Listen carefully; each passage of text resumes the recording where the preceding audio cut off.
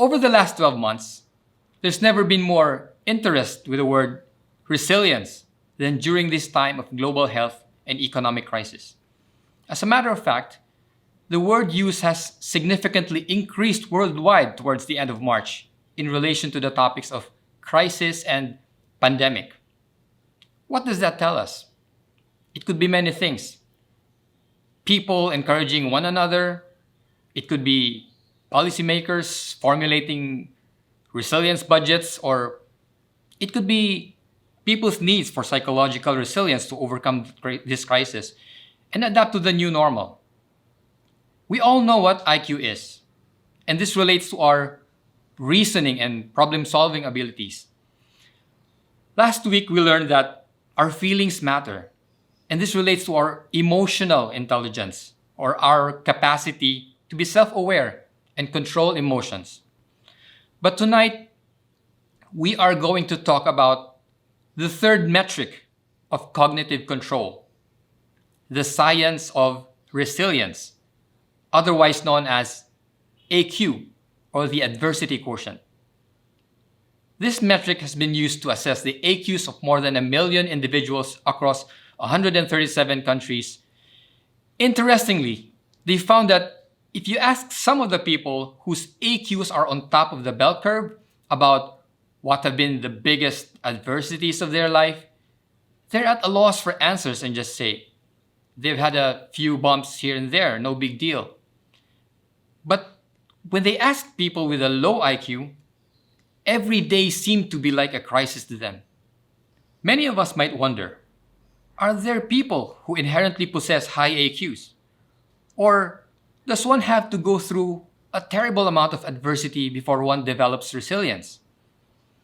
The good news is, these are actually skills that we can learn, and I'd like to give credit to the author of the adversity quotient methods, Dr. Paul Stoltz, who is a very prolific author and thought leader.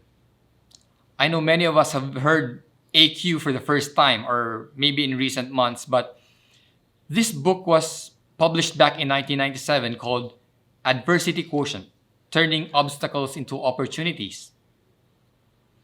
Before we dig deeper into resilience, let me just highlight an important element from last week's talk, and that is the sense of awareness, or acknowledgement of one's feelings. I want to emphasize this because our cognitive response presupposes that we are aware of a situation at hand. Resilience is not about the ability to ignore or deny emotions brought about by difficult situations, but being able to recognize the stressor and actually able to do something proactively to bounce back.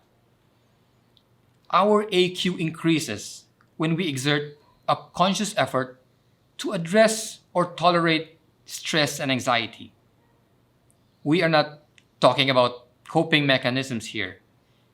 AQ teaches us to harness adversity and turn it into a positive outcome, to thrive rather than just cope and survive.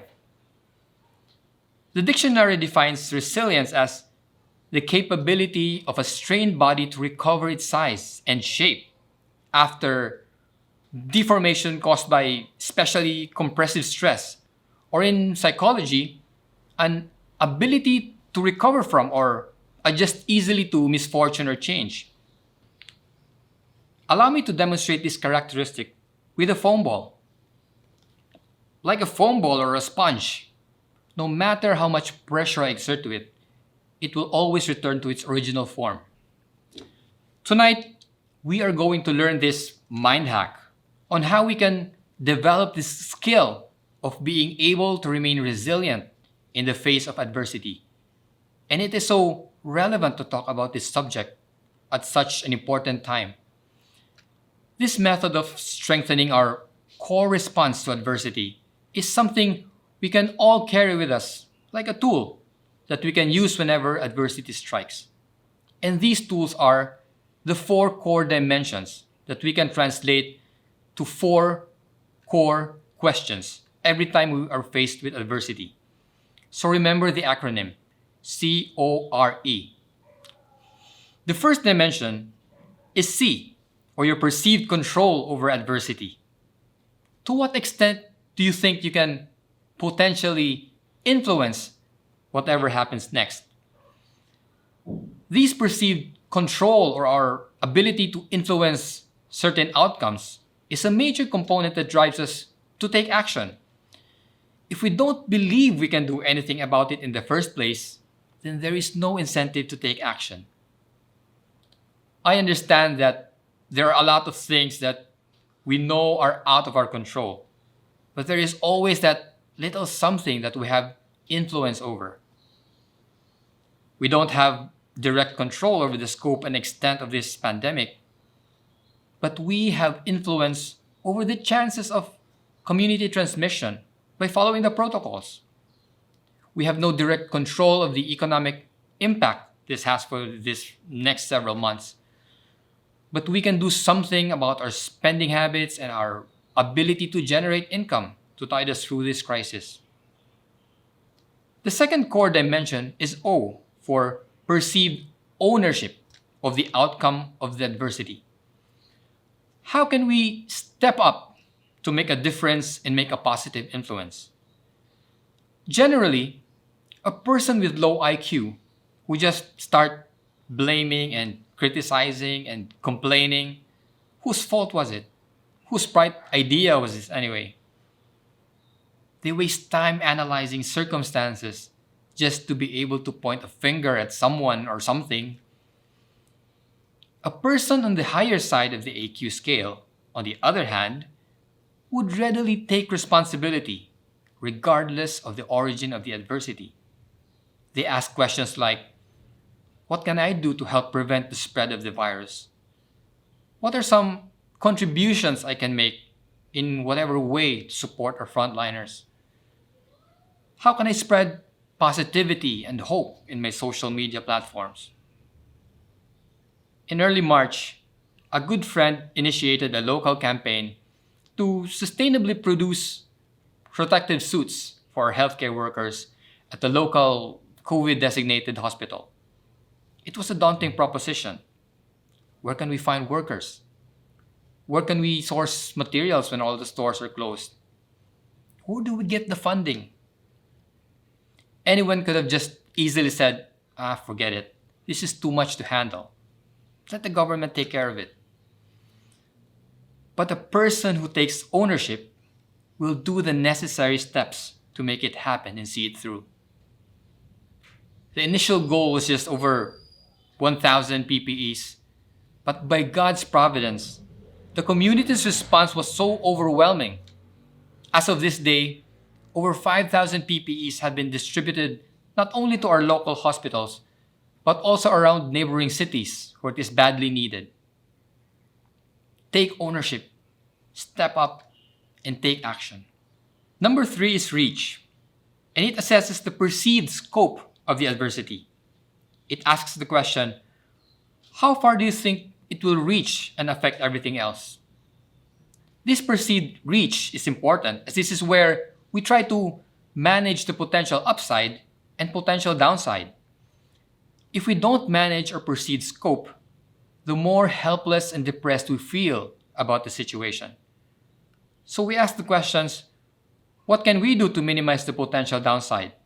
And what can we do to optimize the potential upside? We all know that businesses are shutting down, companies are laying off workers. But we can also observe that many people are indeed taking advantage of the upside. People are tapping into their creative side and bridging a gap in the market. Everybody's going online. I've never gotten this many invites to like a page in a month than in all my 11 years in Facebook combined.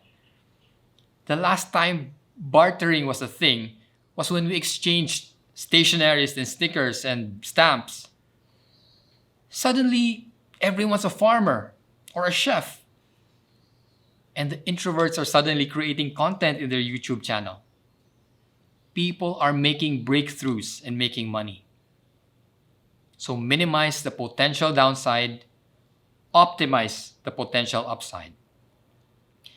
And for those who are still on the fence about starting that business or project or concept that you've been thinking about for a while now, go for it.